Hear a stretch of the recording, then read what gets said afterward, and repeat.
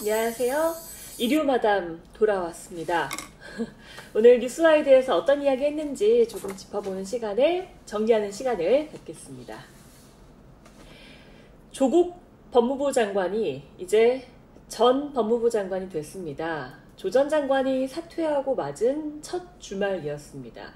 집회들이 조금 마무리되나 했는데 당분간 좀 쉬어가겠다라고 했던 개싸움 운동본부죠.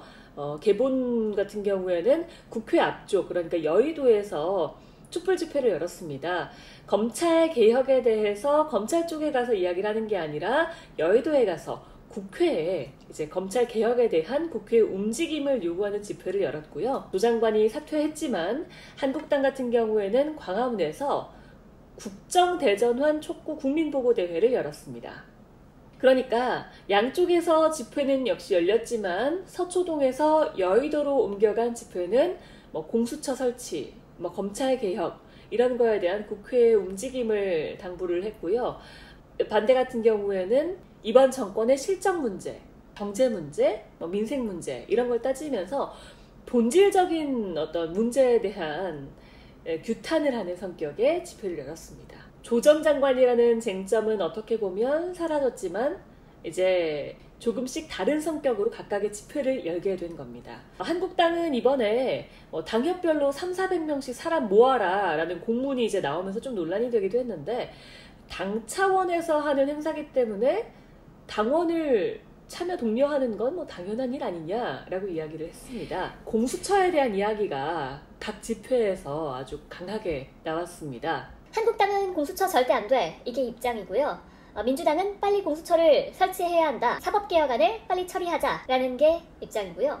바른미래당 같은 경우에는요. 선거법 개정안 합의를 전제로 하고 또 공수처장 임명 시에 그의 동의를 거치도록 한 권은희 의원 안으로 사법개혁을 하자라는 거고요. 정의당과 민주평화당 같은 경우에는 선거법 개정안을 우선 처리하고 검찰개혁안 관련법 처리를 하기로 한 여야 4당의 합의를 깨면 안 된다라는 입장입니다. 그러니까 지금 각 당의 입장이 다 다르죠. 총 297석에서 149석 이상이 찬성해야 하는데 민주당은 일단 128석이고요. 거기에다가 이제 21석 정도가 더해져야 되는 건데 정의당 6, 민평당 4석, 대한신당 9석, 여권 쪽에 이제 무소속이 5개 정도 되는데 이게 다 합치면 24석이거든요. 그러니까 3명이라도 틀어지면 안 되는 거예요. 굉장히 어려운 상황인 거죠, 여당으로선. 하지만 민주당은 할 수 있다라고 주장을 하고 있습니다. 과연 이건 어떻게 될지는 좀 지켜봐야 될 일일 것 같습니다. 한국당이라고 상황이 좋은 건 아닙니다. 좀 조국 전 장관의 사퇴로 이걸 우리가 이뤄냈다, 우리가 이겼다라고 표현을 했는데요.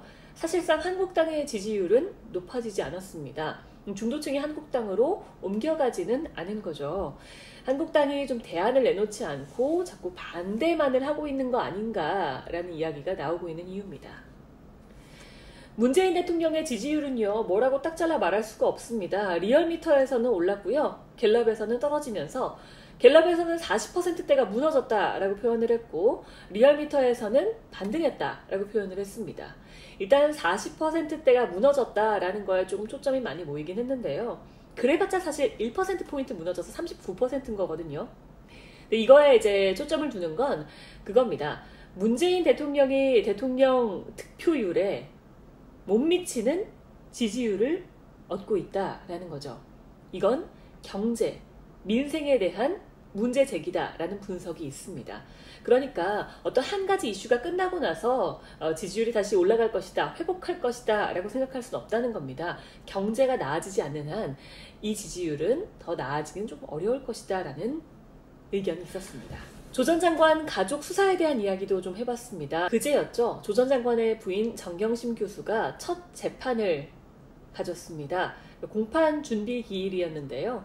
검찰과 정 교수 측이 아주 팽팽하게 맞섰던 건 사건 기록 열람이었습니다. 검찰은요, 수사 보안 때문에 또 공범 수사에 조금 차질이 있을 수 있다, 장애가 생길 수 있다. 그래서 지금 사건 기록 열람이 안 된다 라고 했고, 정 교수 측은 수사한 지 40여일이 지금 지나가는데 아직도 안 되는 거냐, 수사 열람해야 한다, 방어권 보장해달라 라는 의견이었습니다. 그런데 이 정교수 관련해서는요, 조금 이슈가 됐던 게 그 정교수가 뇌종양, 뇌경색을 앓고 있다고 주진우 기자가 공개적으로 이야기를 한 바가 있죠. 변호인단들도 이를 인정하는 듯한 발언을 하긴 했는데 뇌경색 또 뇌종양 관련해서 진단서도 검찰에 제출하지 않았다는 게 문제가 됐습니다.